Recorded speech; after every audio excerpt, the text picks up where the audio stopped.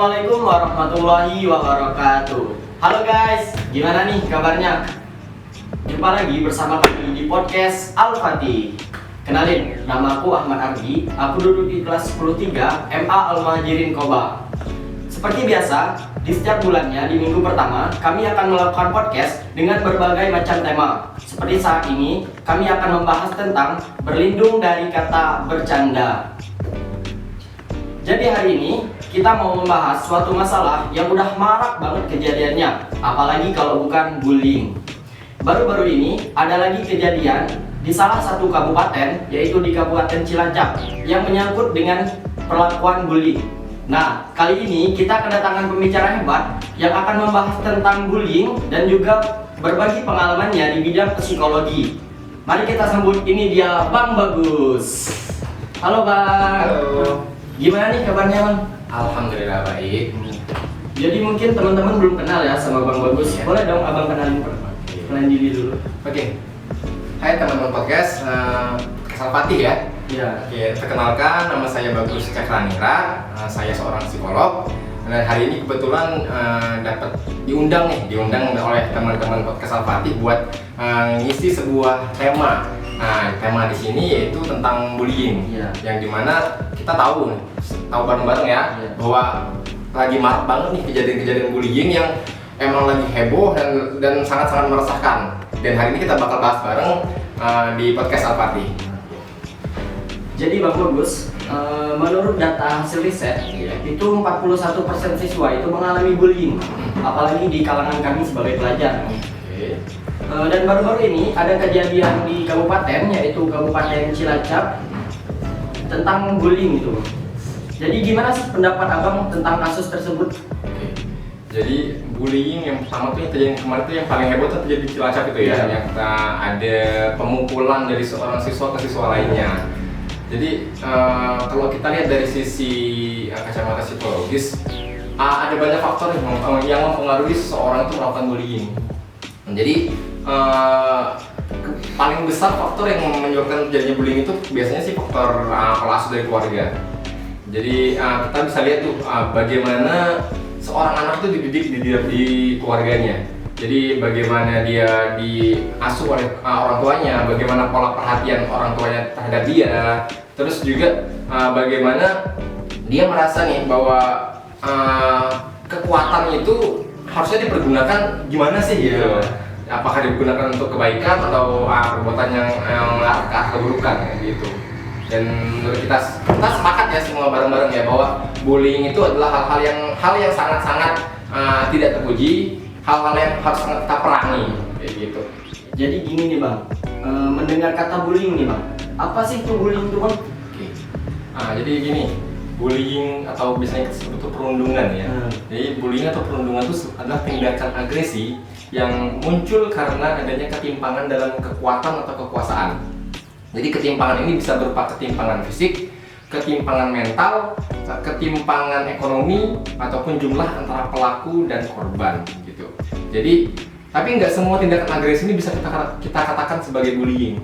Jadi bullying itu bisa dikatakan sebuah tindakan agresi bisa kita katakan bullying jika memenuhi 3 syarat.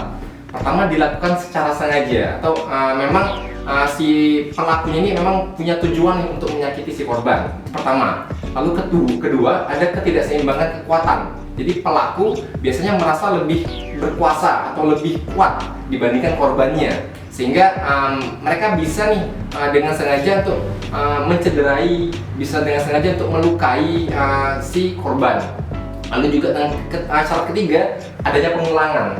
Jadi suatu tindakan agresi dikatakan sebagai bullying itu jika terjadi tidak cuma sekali, dilakukan secara berulang-ulang. Jadi ada 3 syarat ini terpenuhi, maka bisa dikatakan sebagai bullying kayak gitu. Jadi bullying itu sebuah kegiatan yang sengaja dilakukan ya Bang? Betul, jadi sengaja dilakukan oleh pelaku memang dengan tujuan untuk menyakiti si korbannya gitu. Dan dilakukan berulang-ulang. Betul, harus berulang-ulang. Kita lanjut ke pertanyaan selanjutnya Bang. Oke. Dalam bullying tuh kan ada peran-perannya tuh Bang. Itu apa aja peran-perannya Bang? Jadi peran dalam bullying itu kita bagi menjadi 3 ya. Sebenarnya ada 5, tapi kita kucing menjadi 3 aja. Pertama tuh bullies atau pelakunya, atau bulliers kita bilang. pelaku bullying atau orang yang menjadi pelaku bullying yang biasanya berperan sebagai pemimpin kelompok. Lalu yang kedua tuh ada victimnya atau korban. Jadi korban di sini adalah orang yang menjadi sasaran bullying, yang biasanya dianggap lebih lemah dari si pembuli atau bullies. Lalu yang ketiga tuh ada outstander atau bystander atau outsider kita bilang. Jadi orang yang bystander atau outsider ini adalah orang-orang yang mengetahui adanya bullying, tapi mereka nggak ngelakuin apa-apa nih. Mereka biasanya berpura-pura tidak tahu atau memang tidak mau melakukan apapun. Jadi gini. Tadi abang bilang ada 5 ya. Sebenarnya jadi si bystander atau outsider ini bisa menjadi follower. Jadi mereka tuh sebenarnya punya dorongan nih untuk melakukan bullying juga. Jadi biasanya udah nonton nih, terus ikut-ikut nimbrung untuk menjadi pelaku bullying. Nah, jadi setelah jadi bystander mereka berubah posisi nih dari bystander menjadi follower. Nah, follower ini adalah orang-orang yang membantu melakukan bullying atau mendukung terjadinya bullying. Lalu dan bystander juga terkadang cuma bisa diem aja. Kalau mereka nolong, mereka biasanya takut untuk menjadi korban selanjutnya. Biasanya kalau mereka menjadi korban selanjutnya adalah mereka biasanya disebut sebagai defender. Defender sehingga orang yang membantu korban bullying yang tak jarang juga menjadi korban bullying selanjutnya. Gitu. Makanya abang tadi sebenarnya ada 5 ya.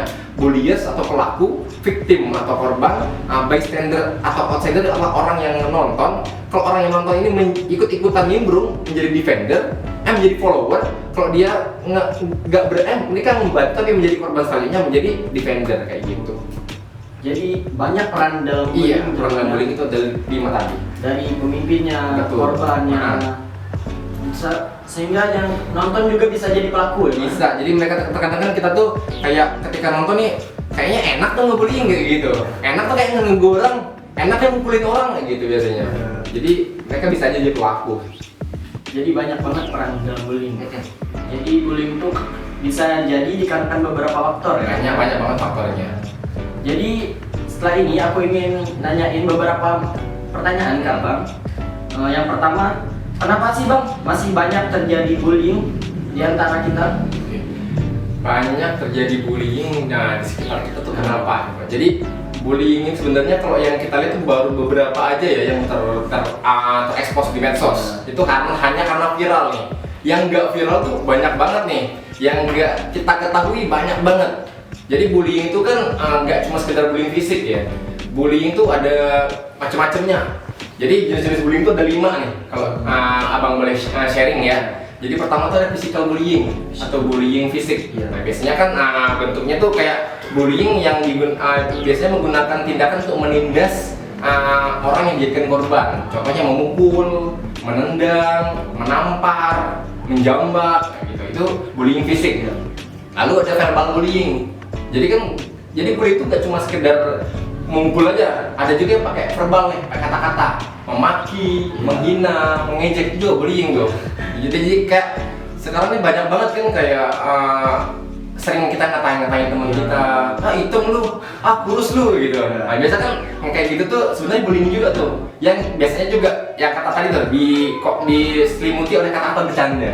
Padahal itu bullying udah kan, yang kita nggak tahu aja gitu. Terus juga ada nih namanya relational aggression. Jadi bullying di mana pelakunya ini tuh mengintimidasi target supaya dia dapat posisi ini. Jadi dia pengen diperhatiin orang lain, pengen mendapatkan posisi tertentu di suatu kelompok. Namanya itu relational aggression. Lalu ada juga nih bullying namanya cyberbullying. Kalian tahu bisa di medsos? Di medsos tuh lebih parah lagi tuh bullyingnya. Jadi mereka membuli lewat media elektronik, media sosial yang biasanya itu mereka bersembunyi dalam anonimitas. Mereka bisa menghina orang lain sepuas mereka dengan konteks anonim. Mereka nggak diketahui siapa yang menghina nih. Biasanya gitu kan pakai akun palsu, fake account, biasanya gitu kan. Itu namanya cyberbullying. Lalu yang terakhir itu ada juga tuh sexual bullying. Sexual bullying ini bullying menggunakan seks. Jadi kayak anak zaman sekarang kan biasanya kan kayak mengarah kepada sexting atau chat-chat yang berbau seks. Nah, jadi chat berbau seks ini yang dipergunakan oleh pelaku menyebarluaskan nih gitu. Biasanya kan pak foto dong gitu biasanya ke pacarnya. Setelah jadi mantan si fotonya disebarin nih ke orang-orang. Nah, itu namanya itu sexual bullying kayak gitu. Jadi macam-macam lah bullying itu, jadi nggak cuma fisik doang kayak gitu. Jadi bullying tuh nggak cuma satu ya, Bang? Betul, banyak banget jenisnya. Tadi itu kata Abang, bullying itu dibalik kata bercanda. Iya. Jadi gimana sih pendapat Abang tentang kata bercanda dibalik bullying? Jadi sebenarnya bercanda itu ketika si korban tidak merasa terganggu atau merasa apa ya istilahnya itu kayak tidak sakit hati gitu. Itu namanya baru bercanda. Kalau korbannya merasa disakiti, korbannya merasa nggak terima nih, itu nggak bercanda lagi tuh udah. Itu udah di luar konteks ya bercandanya itu. Jadi jangan pernah menggunakan kata bercanda ketika kamu melakukan sesuatu itu berlebihan bahkan sampai menyakiti hati orang lain kayak gitu. Jadi nggak ada ya bullying dari kata bercanda. Nggak ada. Jadi kalau korbannya sampai merasa tersakiti atau merasa nggak terima nih dengan perlakuan si pelaku, itu bukan bercanda lagi udah namanya itu. Jadi ada lagi nih Bang pertanyaan. Biasanya kan bullying fisik itu menyebabkan korbannya meninggal, sampai meninggal gitu kan. Iya. Gimana kalau pelakunya itu anak-anak? Kan di situ ada tuh Undang-Undang Perlindungan Anak. Gimana tuh Bang proses hukumnya? Oke. Jadi memang banyak sekarang ya. Jadi kayak pelaku bullying itu berlindung di bawah namanya hukum anak gitu ya. Jadi mereka menganggap bahwa ketika mereka masih anak-anaknya mereka bebas ngelakuin tindakan-tindakan seperti itu. Tapi sebenarnya jadi kalau kasus kemarin yang di Cilacap itu bahkan itu masih anak-anak juga ya, kan masih remaja ya. SMP. Iya, masih SMP. Jadi bahkan sejauh yang Abang tahu tuh mereka masih terkena pasal tuh. Mereka terkena hukuman penjara paling lama tuh kalau nggak salah 11 tahun. Paling lama 11 tahun. Jadi masih ada, jadi mereka nggak bisa nih berlindung di bawah hukum anak gitu. Jadi tetap akan ada hukum yang diberikan kepada seseorang pelaku yang sampai mengakibatkan si korban ini terluka secara fisik bahkan sampai meninggal. Pasti akan ada hukumnya meskipun mereka masih dalam kategori anak-anak. Jadi proses hukumnya tuh nggak mandang ya? Betul, nggak mandang umurnya. Kalau memang itu sampai mengakibatkan korban, itu pasti harus wajib ditindak hukum. Iya. Kita lanjut ke pertanyaan selanjutnya, Bang. Upaya menanggulangi bullying dari sudut teman sebaya di pihak sekolah atau lingkungan. Gimana? Jadi ketika kalau di sekolah atau di lingkungan pertemanan lah ya. Jadi kalau kita melihat nih ada seseorang yang dibully, jadi apa sih yang harus kita lakuin?